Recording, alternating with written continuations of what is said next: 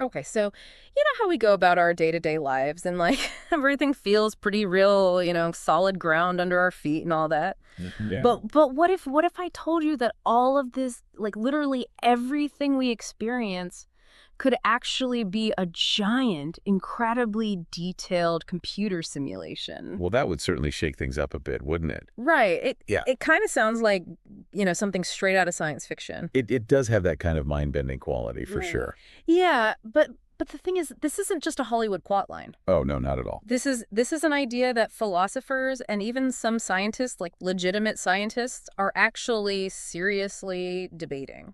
It really is. It's one of those ideas that really grabs you and makes you think about the nature of reality, you know? Absolutely. Yeah. And it just kind of blows your mind when you start to think about like all of this stuff around us. Yes. Like the chair I'm sitting on, the sounds we're hearing right now, even like our thoughts and feelings. Like, what if all of that is just lines of code in some kind of crazy advanced digital world that we have no idea about? Like a super sophisticated video game, in essence. Exactly. And, Yeah. and that's exactly what we're diving into today. Yeah. The simulation hypothesis.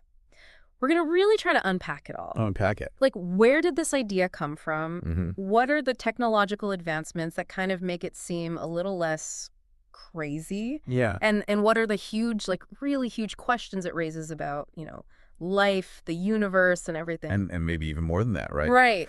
Exactly. And we want to do this in a way that makes sense, Like Yeah. we don't want to get too lost in the weeds. Accessible. Yeah, accessible. Exactly. So let's start at the very beginning. Right. Like, where did this whole mind-blowing idea even come from?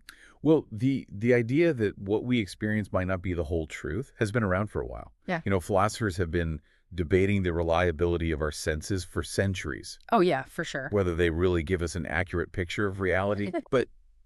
But the simulation hypothesis, as we talk about it today, the one that's really sparked so much discussion, The modern one, yeah. yeah, it really gained traction with Nick Bostrom's paper back in 2003. Bostrom, right? That name seems to come up all the time when we talk about this stuff. Absolutely. He's kind of a central figure in this whole discussion. So what was his main argument like in a nutshell? So Bostrom laid out what he called a trilemma.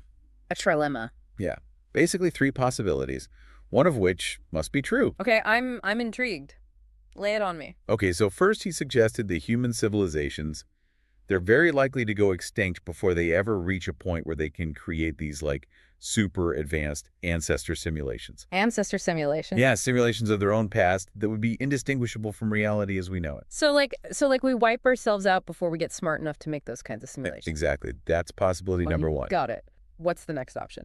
The second one is that even if, super advanced civilizations get to that point where they have the tech to make these simulations, they might just choose not to run them. Really?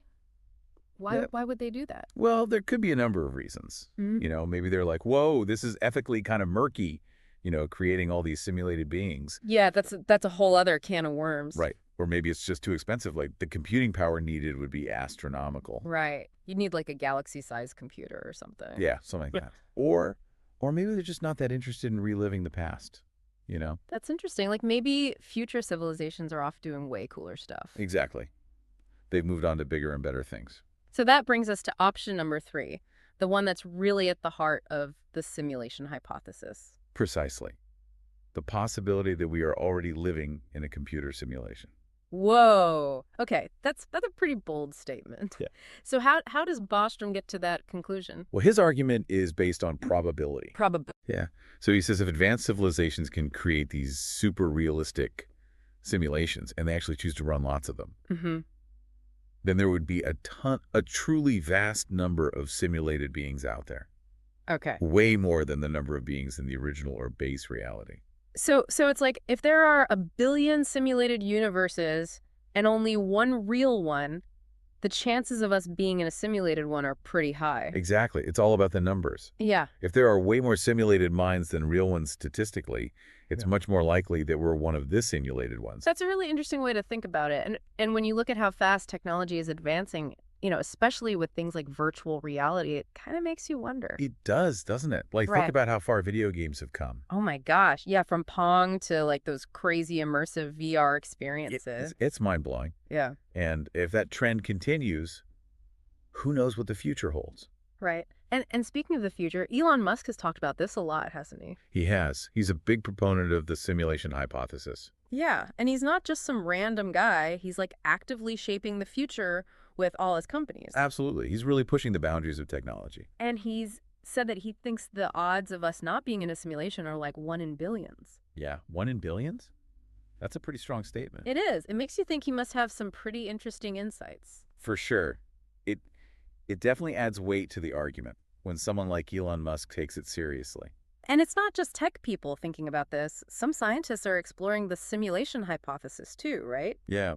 While it's super tough to prove or disprove directly, some researchers are approaching it from different angles. Like, for example, Melvin Vopson. Okay, I've heard that name. He has this fascinating idea that the universe itself could be like a giant computer. Like the whole universe. Yeah, processing and maybe even deleting information constantly. So it's like the cosmos is just one massive program. Kinda, yeah.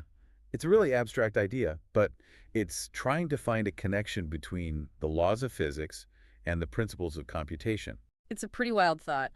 But okay, let's say for a minute that we are living in a simulation. What kind of philosophical questions does that raise? Oh man, it opens up a whole Pandora's box. Right. Like, what does it mean for free will?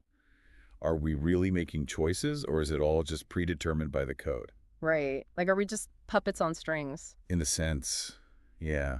Mm. And what about consciousness? Is that just a product of the simulation, or is there something more to it? And if everything we experience is just data, then what does real even mean?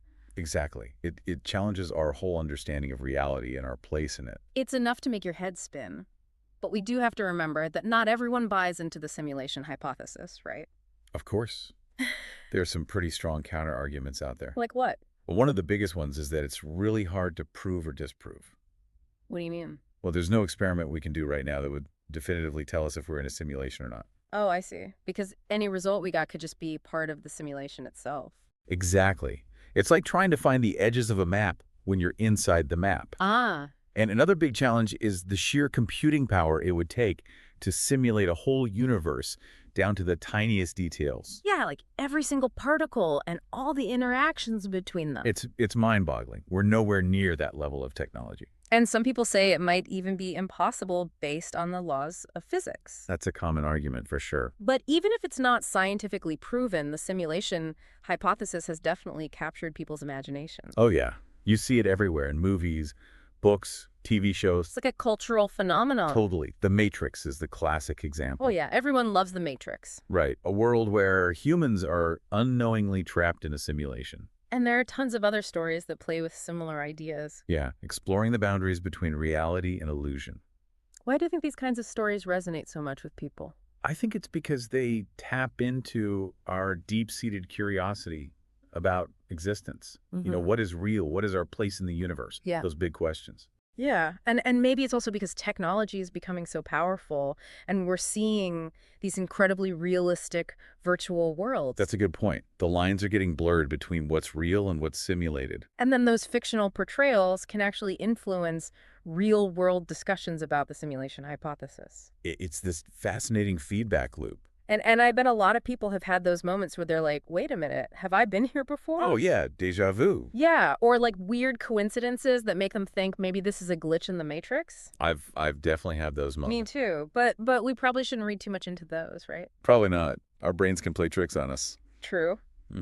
But still, it's fun to think about. So earlier you mentioned this other concept, the holographic principle. How does that tie in with all of this? So the holographic principle is this really fascinating idea from theoretical physics. Okay. Comes from trying to reconcile quantum mechanics and Einstein's theory of relativity. So like two of the biggest ideas in physics. Exactly. And it suggests that